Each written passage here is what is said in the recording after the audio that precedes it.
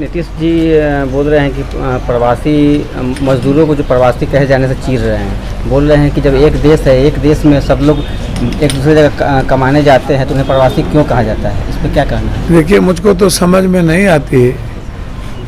जिसने जख्म दिया, जिसने जहर दी, जिन लोगों ने मारने पर मरने पर मजबूर किया, जिन लोगों ने कीड़े मकोड़े की तरह गरीब का और आम लोगों की जिंदगी बदतर बना दी,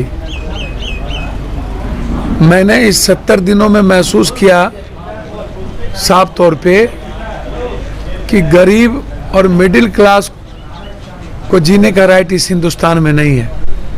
और ये सिस्टम और धृतराष्ट्र वाली सत्ता, ये जो शब्दों का जाल बिछाते हैं, गरीबी का मिटाने का नारा देते देते मोदी जी, नीतीश बाबू गरीब को ही मिटाने की तैयारी जो कर ली, ये बहुत अच्छा उपाय निकाले। केंद्र सरकार ने 20 लाख करोड़ की पैकेज की जो घोषणा की थी, उसे आप किस असर से देखते हैं? भैया, मुझको समझ में पहला क्वेश्चन का जवाब, यह परिस्थिति 15 सालों में और 15 साल पहले जनता ने अमृत वाला दूध पिलाया, इन लोगों को पिलाना चाहिए जहर वाला दूध। और इन लोगों ने जनता को नागनाथ सांपनाथ मिल करके ऐसा डसा कि अपने घर को छोड़ने पर मजबूर किसने किया? हमें प्रवासी किसने बनाया? हमें पलायन करने पर मजबूर किसने किया? हमें गाली बोली लाठी खाने पर मजबूर किसने किया? हमें बाहर पढ़ने पर मजबूर किसने किया? हमें बीमारी के लिए बाहर जाने पर मजबूर किसने किया? अब तो दारू पीने के लिए भी बाहर जाना पड़ता है लोगों को। इन लोगों ने, जहां तक 20 लाख करोड़ रुपए का सवाल है, 20 लाख करोड़ रुपए में 20 रुपये मोदी जी ने मजदूरों के हिस्से में देना उचित नहीं समझा। मजदूर, यूथ और किसान इन पॉलिटिशियन के एजेंडे में नहीं है। इनके एजेंडे में है उद्योगपति, पूंजीपति, माफिया, नौकरशाह और नेता। 80% लोग इनके एजेंडे में नहीं है। होते तो आप बिजली के कंज्यूमर की बात करते। 1,49,000 लघु और कुटीर उद्योग को आपने कहा कि मैंने पैकेज दिया है, जिसका एनपीए पहले से है। उस पैकेज में मजदूरों को और बेरोजगार 12 करोड़ जो आपने किया है मिडिल क्लास के बच्चों को बेरोजगार, उसके लिए क्या प्रावधान था? आपने कोई प्रावधान नहीं की।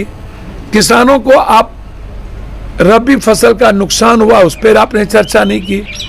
खाद और बीज 31 मई के पहले उसके लिए 12,000 पैकेज की घोषणा करनी थी, उसके पर आपने चर्चा नहीं किया। मजदूरों को और बेरोजगार यूथ को 7,000 रुपया अकाउंट में डालने पर आपने चर्चा नहीं किया। उनके बिजली बिल माफी पर चर्चा नहीं की, पानी के बिल पर चर्चा नहीं की। आपने किराए को माफ करने की चर्चा नहीं की। आप 3 महीने के राशन की चर्चा नहीं की।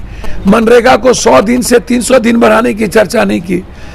20 रुपया 182 में 20 रुपया देके 202 रुपया आपने इन्वॉल्व किया, उसको आपने 300 रुपया यदि दे और 300 रुपया दे करके 300 दिन आप कर दें और 3 महीना का एडवांस कर देते तो मजदूरों की जिंदगी जिया जा सकता था। और दूसरी तरफ जब आपने श्रमिक कानून को खत्म कर दी और अधिकार छीन लिया, तो फिर आप मजदूरों के हित की बात कैसे कर सकते? दूसरी चीज, आपने बेरोजगारी पर एक बार भी चर्चा नहीं किया। 18 करोड़ लोग बेरोजगार होंगे, 4 महीने के अंदर 40 करोड़ लोग भूखमरी से परेशान होगा इस कंट्री में। और अभी जून जुलाई में हालात और बदतर होंगे। तो 20 लाख करोड़ उनका आयवास था, जैसे 1.25 लाख करोड़ बिहार को दे रहे हैं, झारखंड को इतना दे रहे हैं, कश्मीर को इतना दे रहे हैं, आज तक जीरो भी नहीं मिला। सुशील मोदी ने कहा 56,000 करोड़ रुपया हमको 20 लाख में मिला। श्याम रजक ने कहा 1 रुपया नहीं मिला। और नीतीश जी ने कहा मेरे जीएसटी का भी पैसा हमको अभी तक नहीं मिला। तो जब आप जीएसटी का पैसा नहीं देते हो, जो मेरा राइट है, तो आप और पैसा क्या दोगे? बिहार पैकेज मांगा नहीं दिए, विशेष राज्य मांगा नहीं दिए, किट मांगे नहीं दिए, वेंटिलेटर मांगा नहीं दिए, उल्टे ट्रेन में मौतों का छल्ला मृत मां के साथ बच्चों का खेलना, इन सिस्टम और पॉलिटिशियन पर 302 का मुकदमा लगना चाहिए। रेलवे मंत्री जो मजदूरों को सड़कों पर मरने पर छोड़ दिया, भूख से परेशान कर दिया, इन लोगों पर मुकदमे की आवश्यकता है।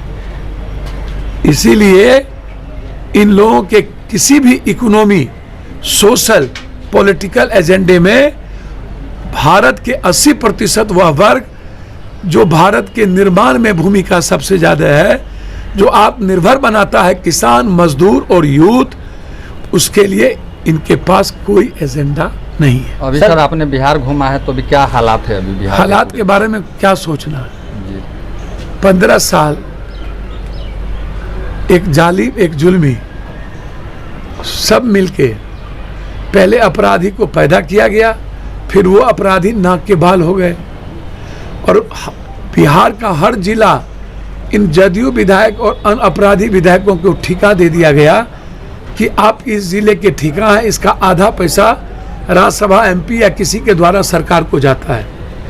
पूरी संतुलन हर जिलों में इन अपराधियों का है। 15 साल में सत्ता का रिफॉर्म ही इन माफियाओं के पैसे और अपराधियों की ताकत से हुई। इन नेताओं को लगता है साफ तौर पे कि हम चुनाव जीतेंगे ही इस ताकतवर अपराधी माफिया के बदौलत। सामाजिक संरचना का कोई मतलब नहीं, एक तरफ वर्चुअल रैली, एक तरफ डिजिटल।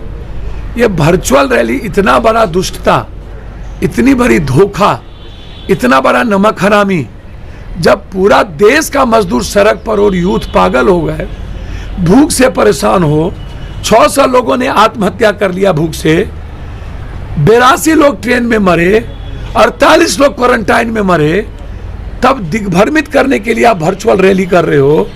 नीतीश डिजिटल की बात करता है। इतने बड़े दुष्टता, और विपक्ष के बारे में तो कुछ कहना ही नहीं है। उस नालायक और नासमझ व्यक्ति जिसको रेड जोन पे भी सियासत कर लेना है। चुनाव के 3 महीना पहले इतनी हत्या हुई, तब मसाज से फुर्सत नहीं थी इन लोगों को। जब सड़कों पर लोग थे तब इनकी जिंदगी नहीं दिखी, और 3 महीने चुनाव बचे तो राजनीति का दोगला चरित्र ज्योति पासवान में भी दिखा। किसी को पासवान याद आ गया, किसी को पप्पू यादव 50,000 दे दिए, बाप रे बाप। किसी को योगेंद्र ट्रेप ने ट्वीट किया तब याद आ गया, किसी को मीडिया के कारण याद आ गया। 27 लाख लोग परेशान हुए, याद नहीं आया। लेकिन मीडिया है पढ़ दिया तो बाप बाप करने लगे। तो ये जो दोहरा चरित्र है, कैरेक्टर है, यही कैरेक्टर है बिहार के नेताओं का। इसलिए उस पर बिहार की जो स्थिति है, बस आप इतने समझिए, कश्मीर से भी बुरी स्थिति है, कोई सुरक्षित नहीं है, मौत का नंगा तांडव है। एक तरफ ट्रेन मौत का सौदागर, क्वारंटाइन मौत का सौदागर, रोड मौत का सौदागर, भूख मौत का सौदागर, कोरोना वायरस मौत का सौदागर, और दूसरी तरफ सत्ता संरक्षित और विपक्ष संरक्षित अपराधियों के द्वारा बिहारियों को समाप्त करने की तैयारी। इन सब चीज़ों से आप कैसे बिहार